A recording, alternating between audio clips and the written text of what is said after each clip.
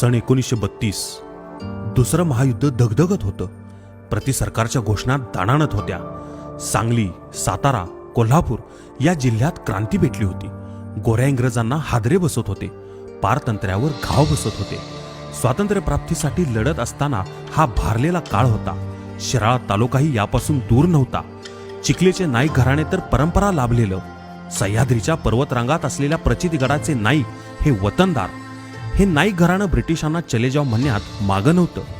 याच घराण्यात स्वातंत्र्य सैनिकाचे व्रत घेतलेल्या स्वाभिमानी आणि सत्वशील अशा स्वर्गीय आनंदराव व स्वर्गीय भगीरथीबाई यांच्या पोटी माननीय वसंतराव बाबा जन्माला आले. राजकारणात कर्तृत्व सिद्ध केलेल्या नाईक घराण्यांच्या विचारांचा, संस्कारांचा प्रभाव बाबांच्यावर होता. या नाईक परिवारातूनच बाबांना नेतृत्वाचे बाळकडू मिळाले.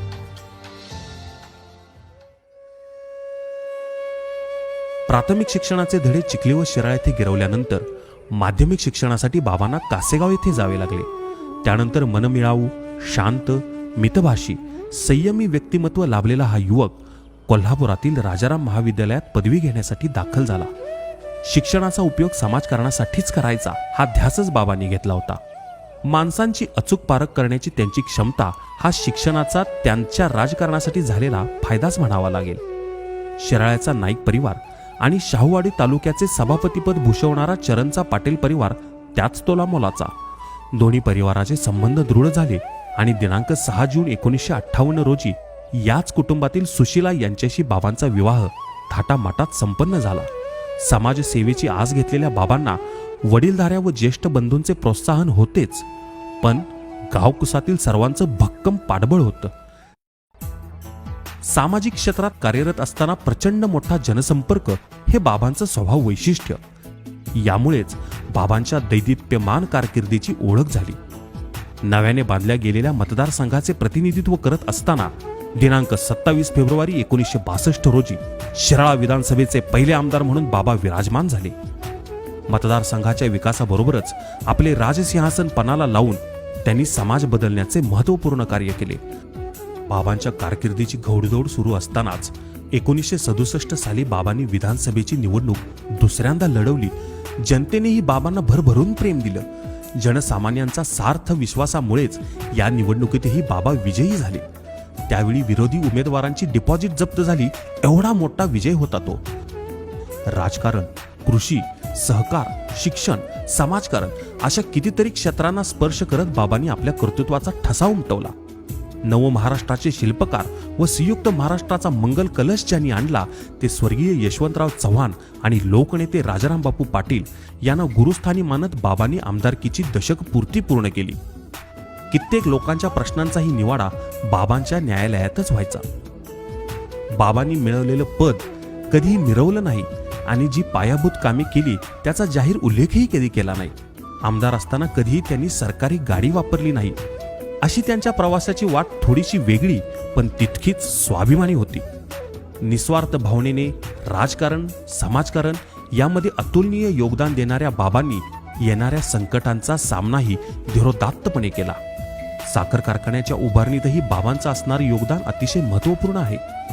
याच कारखान्याच्या उभारणीसाठी प्रयत्नांची पराकाष्ठा करणाऱ्या विश्वासभाऊ यांचं मुंबईला जाताना 23 सप्टेंबर 1968 रोजी अपघाती निधन झालं. सहकारातून प्रगतीची स्वप्न पाहून ते साकार करणाऱ्या महात्म्याचे प्रयत्न नियतीला पाहवले नाहीत. भाऊंच्या कुटुंबाचे पालकत्व बाबांनी स्वीकारलं आणि बाबा चिखलीहून शिराळ्याला वास्तव्यासाठी आले. आपल्या मुलांसह भाऊंच्या कुटुंबालाही बाबांनी तळहाताच्या फोडाप्रमाणे जपलं. समाज शैक्षणिकदृष्ट्या सदृढ झाला तरच प्रगती करू शकतो हे बाबांनी पक्क जाणलं होतं. शिराळ्यासारख्या दुर्गम आणि डोंगरी भागात सर्वांनाच शिक्षणाचे द्वारे खुली करून देत त्यांनी स्थापन केलेल्या परमपूज्य स्वामी विवेकानंद सेवाश्रम संस्थेचे कार्य तर कित्येकांच्या मनात उजेड पेरणारे ठरले. समाजाला शैक्षणिकदृष्ट्या सक्षम करण्यासाठी त्यांनी अविरतपणे शिक्षण उद्धाराची योजना हाती घेतली. योजनेला गती दिली म्हणूनच शिराळा व परिसराने शिक्षणाच्या स्पर्धेत कायम भक्कम स्थान मिळवलं. स्वतःच्या पत्नी व मुलीचे दागिने विकून शिक्षण संस्थेच्या विकासाचा महामेरू बनलेल्या बाबांचा त्याग समाजासाठी सदैव प्रेरणादायी ठरणार आहे. या वसंताच्या फुलण्यानं कित्येकांची आयुष्य बहरली. तालुक्यातील वाडी वस्तीत शिक्षणाची गंगा पोहोचवण्याचे व्रत बाबांनी घेतलं. परमपूज्य स्वामी विवेकानंद सेवाश्रम या संस्थेचा विस्तार पाहता दीपस्तंभ असणाऱ्या बाबांचं कार्य लख्खपणे उठून दिसतं. बाबा नाईक प्राथमिक विद्यालय शिराळा, विश्वासराव नाईक कला वाणिज्य आणि बाबा नाईक विज्ञान महाविद्यालय शिराळा, श्री शिवछत्रपती माध्यमिक विद्यालय व Vasantrao Naik Baba junior college of science Shirala यांद्वारे विविध विद्याशाखांची प्राथमिक स्तरापासून पदव्युत्तर शिक्षणापर्यंतची कवाडं उपलब्ध करून देण्यात आली. हा शिक्षण विस्तार केवळ शिराळ्यापुरता मर्यादित न राहता श्री मंगलनाथ माध्यमिक विद्यालय व कैलासवासी माजी आमदार Vasantrao Naik Baba junior college of arts मांगले, श्री मारुती माध्यमिक विद्यालय आणि बाबा Naik junior college of arts चरण, श्री विश्वासराव भाऊ माध्यमिक विद्यालय चिखली, बाबा नाईक महाविद्यालय कोकरूड आदी शाळांतून विस्तारलेल्या या ज्ञान मंदिरात मिळालेल्या शिक्षणाच्या शिदोरीवर आज या संकुलातून उत्तीर्ण झालेले कितीतरी विद्यार्थी उच्च पदस्थ असून अनेकांनी प्रशासकीय सेवांमधूनही नाव मिळवलं आहे. हे यशस्वी विद्यार्थी हीच खऱ्या अर्थाने या संस्थेची संपत्ती म्हणावी लागेल. या शिक्षण संस्थेचा विस्तार म्हणजे स्वर्गीय बाबांचे हिमालया एवढे काम म्हणावे लागेल. शिराळा या डोंगरी भागात शिक्षणाच्या संधीबरोबरच विद्यार्थ्यांना वसतिगृहाची व्यवस्था झाली पाहिजे याचे महत्त्व जाणून स्थापन करण्यात आलेल्या वारणा वसतिगृह व सह्याद्री वसतिगृह यांचा विद्यार्थ्यांना फायदा झाला. सर्व सोयींनी युक्त गुणवत्ता पूर्ण शिक्षणाबरोबरच काळाची पावले ओळखत स्थापन करण्यात आलेले श्री वसंतराव नाईक संगणक कक्ष व यशवंतराव चव्हाण मुक्त विद्यापीठाचे केंद्र येथे यशस्वीपणे कार्यरत आहे. शिक्षण संस्थेने मिळवलेले यश पाहिलं की स्वप्नपूर्ती होताना दिसून येते. म्हणूनच शिराळा आणि परिसराला शैक्षणिकदृष्ट्या सक्षम करण्यामध्ये असणारे बाबांचे ऋण समाज कधीही विसरणार नाही. बाबांना वाचनाची प्रचंड आवड. त्यांनी असंख्य पुस्तकं वाचली आणि शिक्षण संस्थेच्या ग्रंथालयांना सुपूर्त सुद्धा केली. म्हणूनच दुर्मिळ ग्रंथांच्या संग्रहातून समृद्ध ग्रंथालये साकार झाली आहेत. त्या काळात शिराळ्यात एक वाद गाजला, तो म्हणजे धरण खुसगावला की चांदोलीला.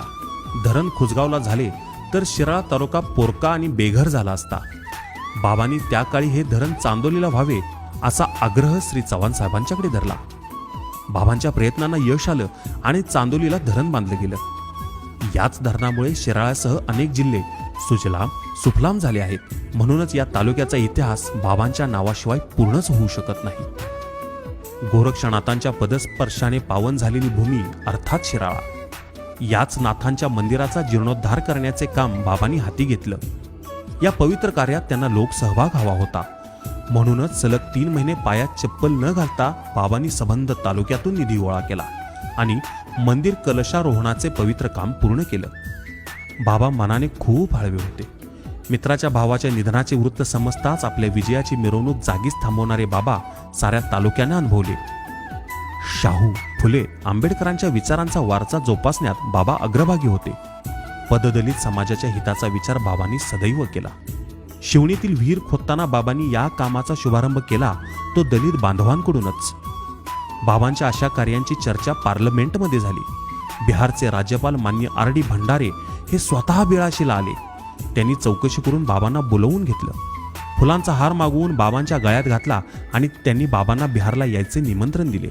खऱ्या अर्थाने बाबांचा हा सर्वोच्च सन्मान म्हणावा लागेल. जातीभेद व अस्पृश्यता ठेचून काढली पाहिजे अशी बाबांची श्रद्धा होती.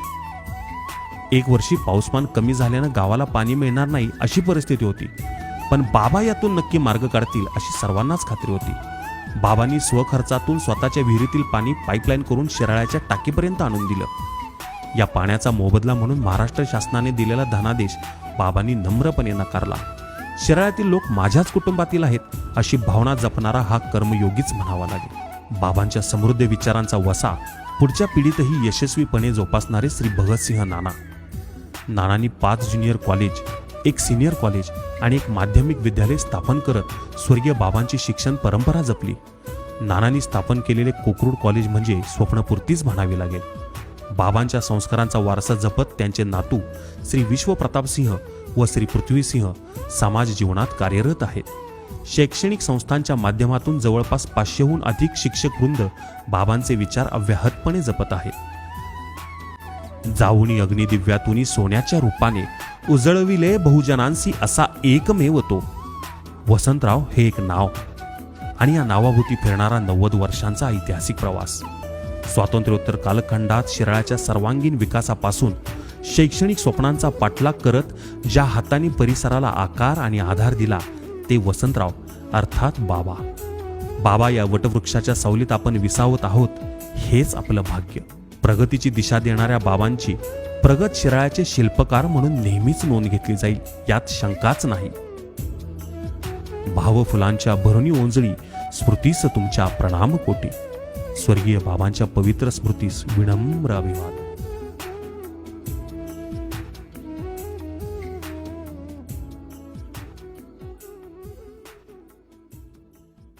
आत्ताच आपण स्वर्गीय बाबांचा जीवनपट पाहिला. बाबांनी केलेलं कार्य शिक्षण, सहकार, सामाजिक क्षेत्रात ते आपण सर्व त्या व्हिडिओपटामधून पाहिलेलं आहे. तर त्यांनी केलेलं जे कार्य आहे ते मी आणि माझी मुलं निस्वार्थीपणे इथून पुढच्या काळात ते पुढे नेणार आहे. बाबांचा मृत्यू 56व्या वर्षी झाला. फक्त 56 वर्षाचं त्यांना आयुष्य मिळालं. त्यात 2 वेळा ते आमदार झाले. मग त्यावरून कळतं की तिने ऐन्य तारुण्यात हा सर्व शिक्षण विस्तार केलेला आहे आणि त्याला आम्ही अजून मोठ्या स्वरूपात वटवृक्षात रूपांतर करणार आहोत, मी आणि माझी मुलं.